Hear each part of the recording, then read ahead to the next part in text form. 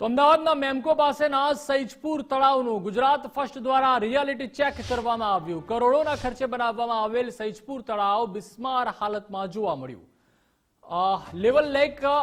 Lovable lake city બનાવવાની વાતો કરતું તંત્ર ગટરના પાણી તળાવમાં અને તળાવના પાણી ગટરમાં ઠાલવતા કેમેરામાં કેદ થયા।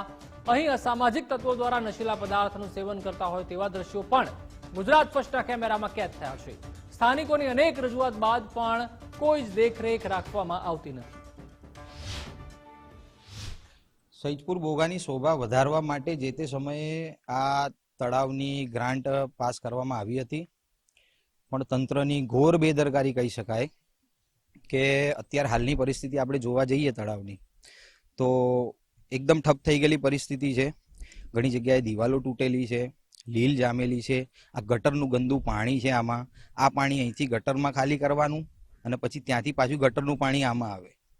અહીંયા જરાય ચોખ્ખાઈ નથી।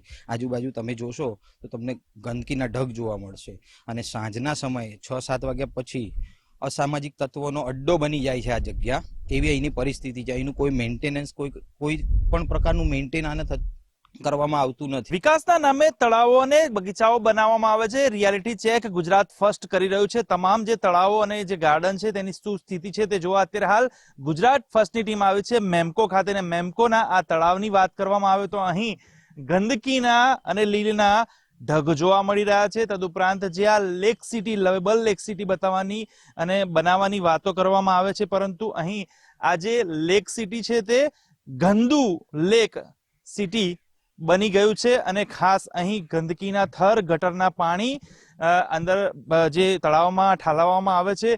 આ ફરવાવાળી જગ્યા છે, પરંતુ અહીં કોઈ ફરવા તો આવવાની વાત બાજુમાં રહી, પરંતુ અહીંથી પાસેથી પસાર થાય હું અત્યારે ઊભો છું પણ અસહ્ય દુર્ગંધ મારી રહી છે। અને આવી સ્થિતિમાં કોર્પોરેશન જે છે તે તળાવો અને લવેબલ લેક સિટી બતાવવાની અને બનાવવાની વાતો કરે છે સ્માર્ટ સિટીમાં, પરંતુ આ તળાવોની જે સ્થિતિ છે તે દયનીય સ્થિતિ છે। કરોડો રૂપિયાના ખર્ચે તળાવો તો બનાવી દેવામાં આવ્યા છે, પરંતુ ના તેની જાળવણી કરવામાં આવે છે કે ના નર્મદાના પાણી ઠાલવવામાં આવે છે। માત્ર ને માત્ર ગટરના ગંદા પાણી ખાસ આ જે લેક સિટી હોય છે તળાવો તેની અંદર ઠાલવવામાં આવે છે। તેને લઈને ક્યાંક ને ક્યાંક અહીં દુર્ગંધ અસહ્ય મારી રહી છે। અને આ જે કરોડોના ખર્ચે બનાવેલા જે તળાવો છે તે અત્યારે હાલ બિસ્માર અને જે કહેવાય કે ગંદકીના ઠગ સાથે ભરેલા જોવા મળી રહ્યા છે।